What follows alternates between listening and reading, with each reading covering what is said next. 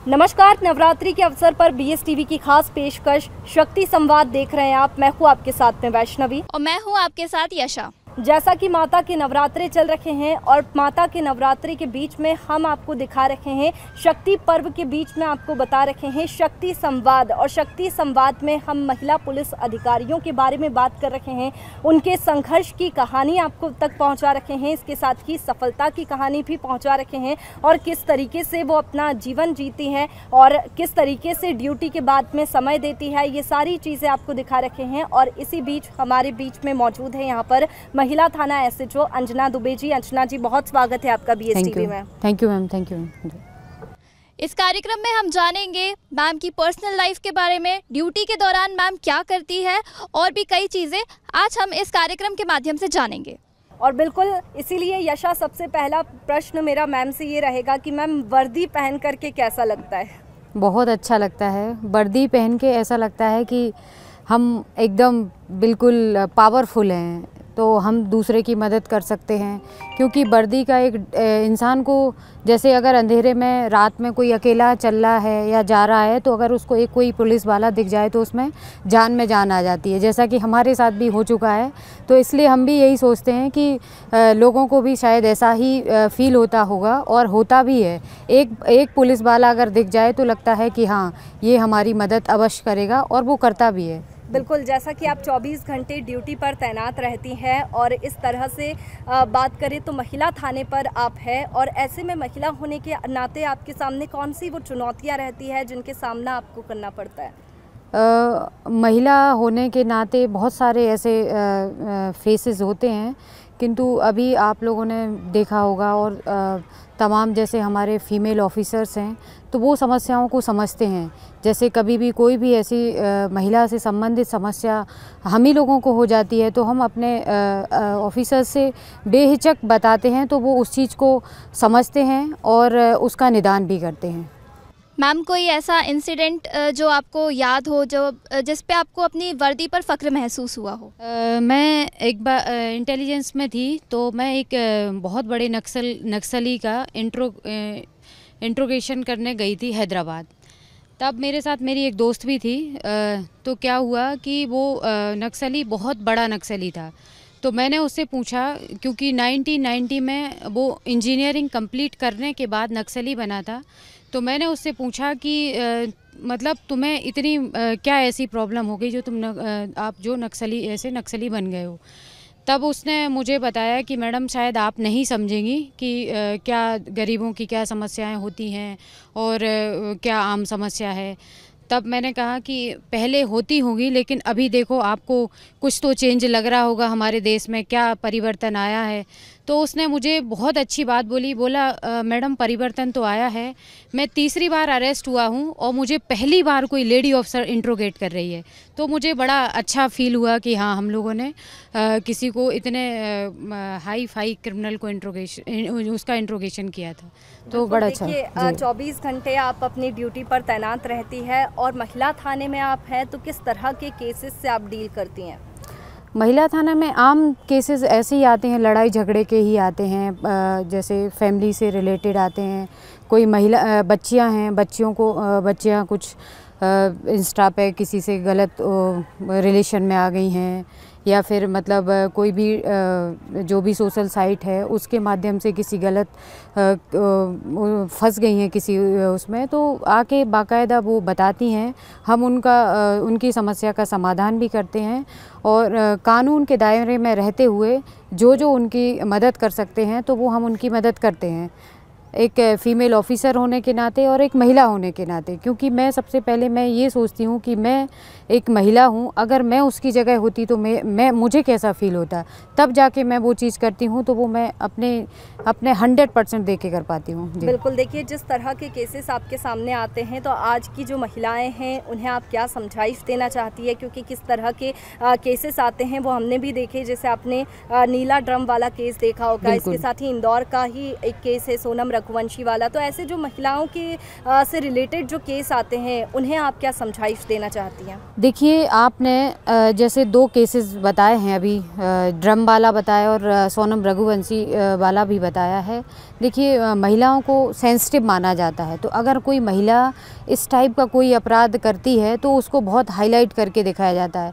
आपने अभी इससे पहले कुछ एक 15 दिन या 1 महीना ही हुआ होगा, एक घटना नोएडा की हुई है जिसमें एक लड़की को जिंदा जला दिया था, पेट्रोल डाल के जला दिया था। तो वो भी कितनी हृदय विदारक घटना थी, जिसको मतलब आप सोचो तो रोंगटे खड़े हो जाते हैं।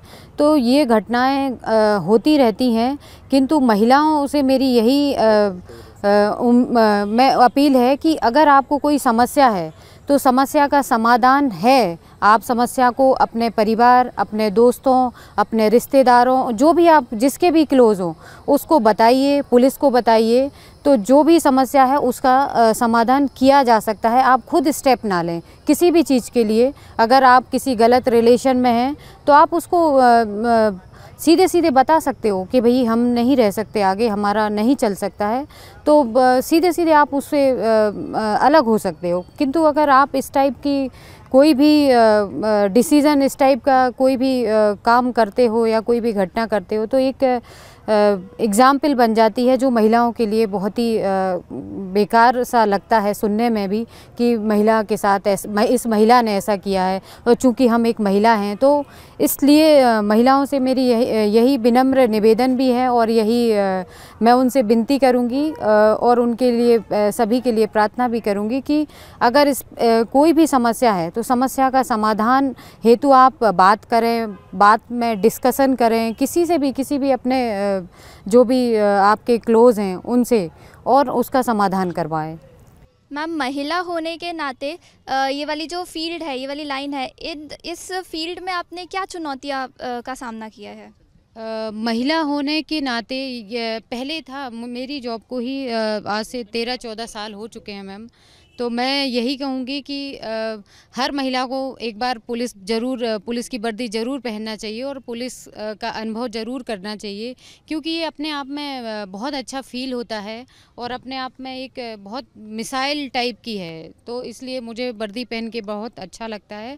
और मैं चूँकि चाहती थी कि मैं एक आर्मी ऑफिसर बनूँ, लेकिन फिर मैं पुलिस ऑफिसर बन गई, तो ठीक है, मैं बहुत खुश हूँ और बहुत अच्छी जॉब है ये मेरी।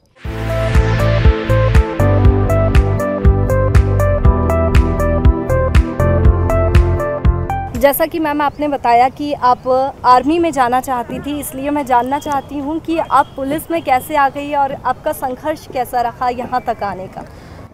मैं जब ग्रेजुएशन में थी तो मेरी एक फ्रेंड थी, तो उसने मुझे पुलिस के बारे में बताया था। हालांकि मेरे मामा जी भी पुलिस में रहे हैं, मेरे चाचा जी भी पुलिस में रहे हैं, तो और फूफा जी वगैरह भी हैं। तो किंतु उसने मुझे जब बताया कि सब इंस्पेक्टर के फॉर्म निकले हुए हैं, तू भरेगी क्या? तो मैंने कहा ठीक है, भर देते हैं। तो उसके साथ फॉर्म भरा, एग्ज़ाम दिया और जो भी फ़िज़िकल वगैरह हुआ, मेडिकल हुआ, तो उसमें पास हो गए। फिर जॉइनिंग लेटर आ गया तो जॉब में आ गए। जॉब में आए तो घर वालों ने बोला भैया डिसाइड कर लो कि पुलिस की जॉब है और हार्ड होती है, अगर करनी है तो ही करना, नहीं करनी है तो बिल्कुल मत करना। तब मैंने कहा हाँ ठीक है, देखा जाएगा, जो होगा तो देखा जाएगा, मैं तो करूँगी, ये जॉब करूँगी। जी। तो जैसा कि आप आर्मी में जाना चाहती थी लेकिन इसमें आ गए, तो अप्स एंड डाउन्स आते हैं, एग्ज़ाम्स होती है, उसमें कभी कम अंक आ जाते हैं और ऐसा हो जाता है। तो कभी ऐसा हुआ है कि निराशा हुई हो लेकिन फिर बाद में हाँ जीत हुई हो? बिल्कुल बिल्कुल। मैं 2009 की बात बताऊंगी। मैं एसएसबी देने गई थी, तो मैं एसएसबी में नहीं पास हुई थी। तो मैं थोड़ा अपने आप से भी गुस्सा हो गई थी कि मैं क्या कर रही हूँ, और ये मतलब जो मेरा टारगेट है या जो मेरा एम है मैं उसको अचीव ही नहीं कर पा रही हूँ। फिर उसके बाद बहुत सारी चीज़ें घर वाले समझाते हैं, घर बताते हैं कि कोई बात नहीं, अगर एक बार नहीं हुआ तो आपका आगे है, चांस है, अभी कोई इतनी उम्र भी नहीं हुई है, तो आप दूसरी जॉब्स में ट्राई करो। तो फिर घर वालों ने मोटिवेट किया और फिर पुलिस में भर्ती हो गए। जैसे कि आपको निराशा हुई और फिर उसके बाद में आप मोटिवेट हुए, जीत हुई, तो ऐसे में बच्चों को क्या कहना चाहती है जो आजकल ख़तरनाक कदम उठा लेते हैं, आत्महत्या जैसा कदम उठा लेते हैं जब भी वो निराश होते हैं या फिर डिप्रेशन में चले जाते हैं?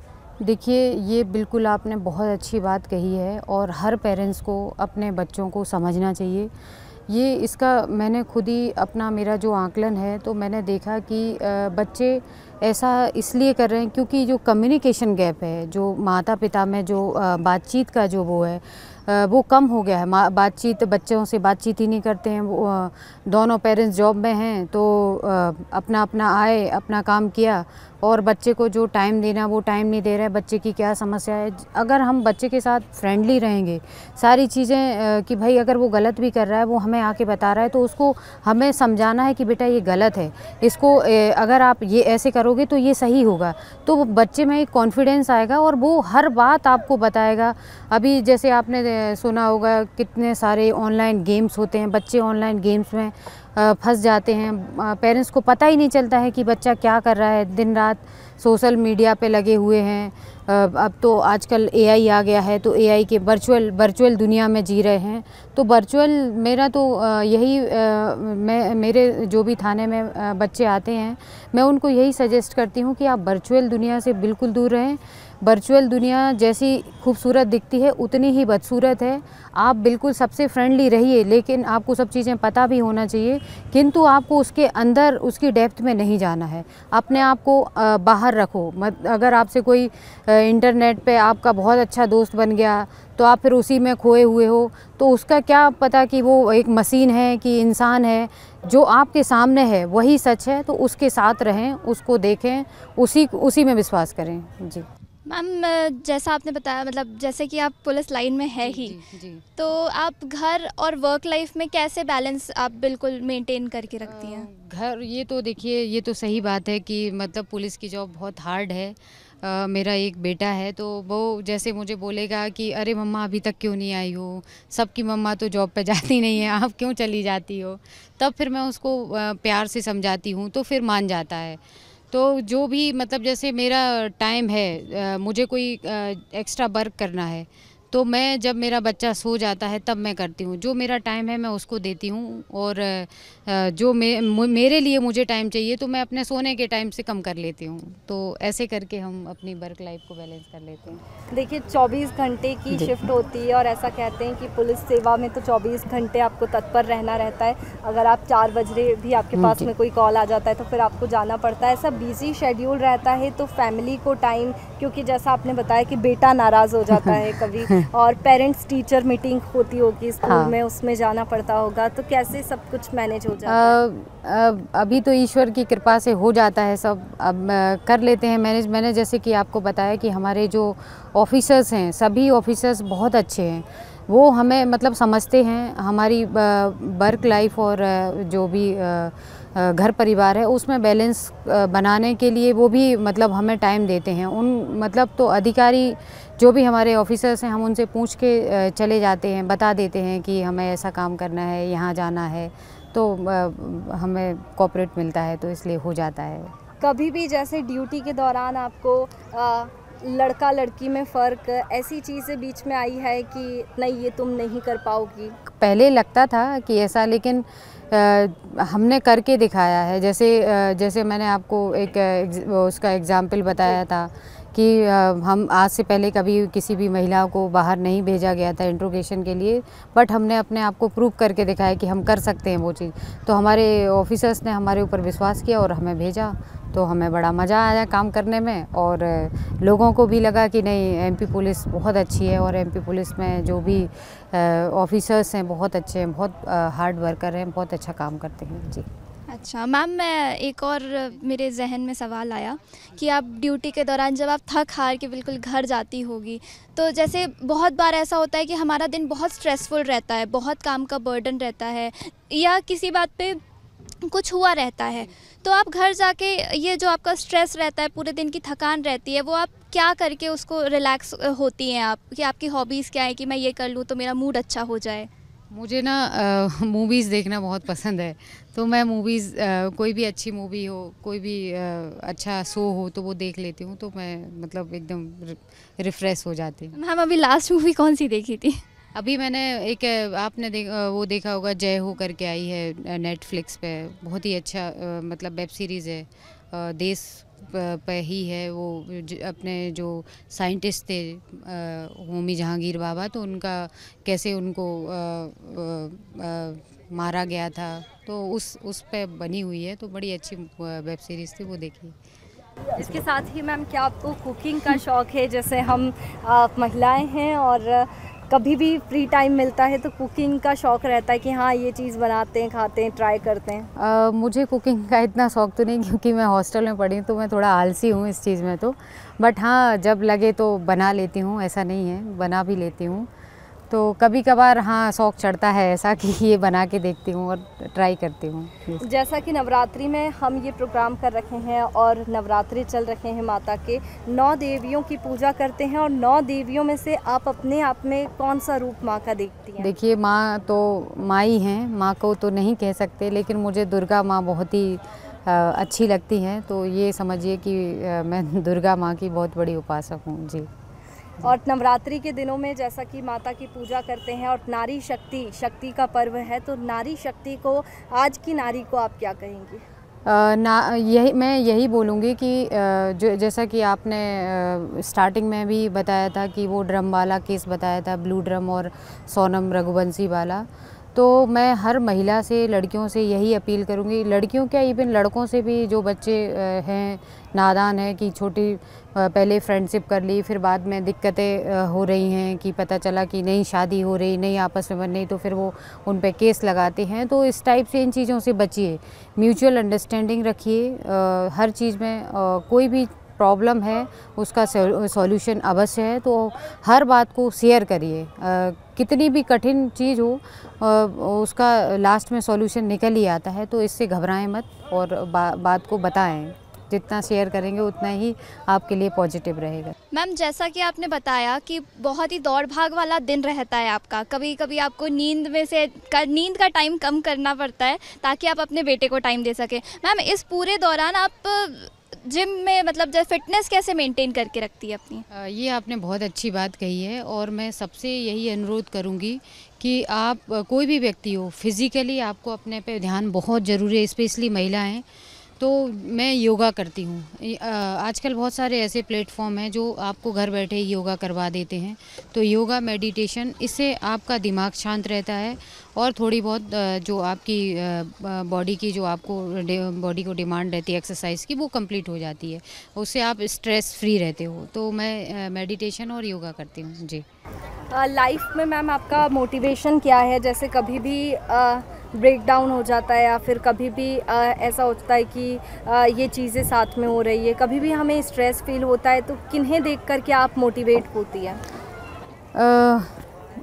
मैं किन्हें देख के ये तो नहीं कह सकती, लेकिन हाँ, मैं अपने आप को समझा लेती हूँ। फिर कभी कभी जैसे कोई चीज़ हो गई है, जैसे हमसे ही कोई गलती हो गई है, या फिर किसी ऑफिसर ने डांट दिया, कुछ भी, मतलब कि अरे तुमने ऐसा काम नहीं किया ये, तो फिर अपने आप से ही एक मतलब प्रॉमिस कर लेना कि अब ऐसा नहीं करना है, ताकि दोबारा ये चीज़ रिपीट ना हो। तो खुद से ही खुद को मोटिवेट करते हैं। बिल्कुल, देखिए ड्यूटी के दौरान भी 24 घंटे ड्यूटी करनी पड़ती है, और इस बीच ऐसे कई काम होते हैं जो नहीं कर पाते हैं, और ये चीज़ें आपको पहले से पता थी कि हाँ पुलिस लाइन में मैं जाऊंगी तो बिल्कुल भी खुद को टाइम नहीं दे पाऊंगी, तो ऐसे कभी इच्छा होती है कि लोगों को देखते हैं फेस्टिवल मनाते हुए दिवाली पर या फिर होली पर, और ऐसे में छुट्टी मिल जाती है आपको? ये आपने सही बोला। हाँ, कभी कभी लगता है कि इतने सारे त्यौहार होते हैं, सभी महिलाएं मनाती हैं, और सब लोग, जैसे कि अभी गरबा है, गरबा में हम ड्यूटी करेंगे और सब गरबा खेलेंगे, तो लेकिन फिर बाद में मतलब लगता है कि हमारी वजह से देखो इतना अच्छा काम हो रहा है, तो उसमें हम खुश हो जाते हैं। बिल्कुल, इसके साथ ही मैं पूछना चाहूँगी कि महिला थाने में आप हैं और पुलिस सेवा में हैं, तो पुलिस में बदलाव क्या चाहती है? अपना खुद का क्या ओपिनियन है कि महिलाओं के लिए ये चीज़ें होनी चाहिए? पहले से बहुत ज़्यादा बदलाव है, बहुत ही ज़्यादा बदलाव है। जैसे पहले कितनी समस्याएं, टॉयलेट्स वगैरह की भी बहुत सारी समस्याएं होती थी, किंतु अभी बहुत, मतलब जो भी थाने बन रहे हैं, वो फीमेल ऑफिसर को दिमाग में रख के ही बनाए जा रहे हैं। तो अभी ऐसी कोई इतनी रिक्वायरमेंट तो नहीं बोलेंगे, क्योंकि अपने आप ही चेंज होता जा रहा है। जैसे कि पहले मैटरनिटी ही बताते हैं कि 3 महीने की ही छुट्टी मिलती थी, लेकिन अब 6 महीने की मैटरनिटी और 2 साल की चाइल्ड केयर लीव। तो बहुत अच्छा शासन ने किया हुआ है और दिन प्रतिदिन अच्छा होता जा रहा है। मेरी दोस्त है यूएस में, तो वो बताती है कि यहाँ तो पेड लीव मिलती है, मतलब ऐसी कोई फैसिलिटी नहीं जैसे हमारे यहाँ इंडिया में है कि 6 मंथ की मैटरनिटी मिल रही है, 2 साल की चाइल्ड केयर लीव मिल रही है। तो ये बहुत अच्छा है कि हमारे देश में महिलाओं को ध्यान में रखते हुए और महिलाओं की समस्याओं को ध्यान में रखते हुए सारी चीज़ें की जा रही हैं। तो मैं तो कोई ऐसा वो नहीं करूँगी, बट हाँ ये ज़रूर करूँगी कि सभी लड़कियों को पुलिस में आना चाहिए और पेरेंट्स को इंस्पायर करना चाहिए कि बच्चों तुम पुलिस में जाओ, और अच्छी जॉब है, बहुत अच्छी है। क्योंकि एक व्यक्ति एक लड़की पुलिस में आती तो वो उसमें कॉन्फिडेंस और 4 गुना बढ़ जाता है। तो ये बहुत अच्छी जॉब है और सबको इसमें जॉब के लिए ट्राई करना चाहिए। जी मैम, जो लड़कियां इस फील्ड में आना चाहती है मैम, उनके लिए आप क्या संदेश देना चाहती है अपनी ओर से? मैं यही कहूँगी कि तैयारी करें, पूरी अपनी ताकत के साथ तैयारी करें, फुल जो भी आपको लगता है, जो भी आप में कमी है या जो भी आपका सब्जेक्ट वीक है या फिज़िकली वीक हैं, तो उस चीज़ पे ज़्यादा जोर दें और तैयारी करके आप डेफिनेटली, और अलग अलग चीज़ों से, ऐसा नहीं है कि केवल आप फील्ड में, अभी आजकल साइबर वाला इतना सारा हो गया, तो साइबर में भी आप पुलिस में काम कर सकते हो।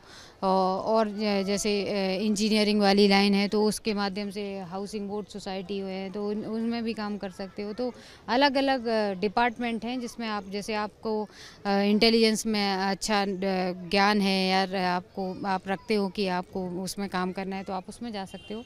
तो बहुत सारे प्लेटफॉर्म है जिसमें आप पुलिस में भर्ती होके जा सकते हो और पुलिस में रह के काम कर सकते हो। बिल्कुल। और ऐसा भी कहा जाता है कि लड़कियों को पुलिस की जॉब नहीं करनी चाहिए। बहुत सारे लोग हैं जो सलाह देते हैं, जैसे घर के भी लोग, आपको भी कहा था कि टाइमिंग का ध्यान रखना होगा और लड़कियां पुलिस की जॉब नहीं कर सकती। तो उन्हें लेकर के क्या कहेंगी कि कौन सी जो दिक्कतें हैं वो पुलिस की जॉब में आती हैं और लड़कियाँ आसानी से उन्हें पार कर लेती हैं? जैसे मैंने आपको बताया कि पहले मेरी जॉब को ही 14वीं साल चल रही है, 14 साल मुझे नौकरी करते हुए हो गए। तो हमने भी बहुत ही समस्याएं उस समय पे फेस की हुई हैं कि जब महिला बल या फिर फीमेल फोर्स कम था तो हम अपनी बात नहीं कह पाते थे, कोई हमें प्रॉब्लम है तो नहीं। अब लेकिन ये है कि अभी महिला ऑफिसर्स बहुत सारे हैं और महिला जो भी मतलब फीमेल ऑफिसर हैं वो बातों को समझते भी हैं, वो जानते भी हैं। तो अभी कोई ऐसी बड़ी समस्या या कोई बड़ी वो प्रॉब्लम नहीं है कि जिसको आप टारगेट करके बोलो कि पुलिस की नौकरी नहीं करनी चाहिए, पुलिस की नौकरी ख़राब है। ये बिल्कुल ही गलत धारणा है। आप बिल्कुल करिए। हाँ, टाइम का थोड़ा इशू है, किंतु ये आप पे डिपेंड करता है कि आप टाइम को कैसे मैनेजमेंट करते हो, टाइम को कैसे चुराते हो। तो ये आपका खुद का है, अपना पर्सनल। तो देखिए, BS टीवी पर शक्ति संवाद देख रहे हैं आप, और महिला थाना की जो SHO है अंजना दुबे जी, उनसे आपने जाना कि किस तरीके से वो इस पद तक पहुंची है, कैसे उनकी जो सफलता से संघर्ष से सफलता की जो कहानी रही वो आपने जानी। इसके साथ ही बहुत सारी बातें जानी कि ड्यूटी के दौरान और घर पर वो किस तरीके से टाइम मैनेजमेंट है वो कर लेती है और किस तरीके से अपने घर पर ध्यान देती है और उनकी हॉबीज़ क्या है। ऐसे ही जो महिला पुलिस अधिकारी है जो समाज की सुरक्षा कर रखी है, वो इसी तरीके से कार्य करती हैं और अपने साथ साथ लोगों का भी ध्यान रखती है और अपने परिवार का भी ध्यान रखती है। बिल्कुल वैष्णवी, बिल्कुल ये सत्य बात है कि मैम अपने घर परिवार को से लेकर अपनी ड्यूटी तक हर एक चीज़ का टाइम मैनेज करती है। यहाँ तक कि उनके बेटे को भी टाइम देती है। वो नाराज़ ज़रूर हो जाता है पर समझाने से वो भी समझ जाता है। बिल्कुल, देखिए ऐसी कई चुनौतियां आती है जिनका सामना जो है वो महिला पुलिस अधिकारी करती है, और ऐसी ही महिला पुलिस अधिकारियों के बारे में हम आपको इस कार्यक्रम में बता रहे हैं, क्योंकि शक्ति का पर्व चल रहा है, नवरात्रि का पर्व, और इस बीच महिला थाना प्रभारियों, इसके साथ ही महिला पुलिस अधिकारियों की बातें आप सुन रहे हैं कि किस तरीके से वो समाज की सुरक्षा करती है। नमस्कार।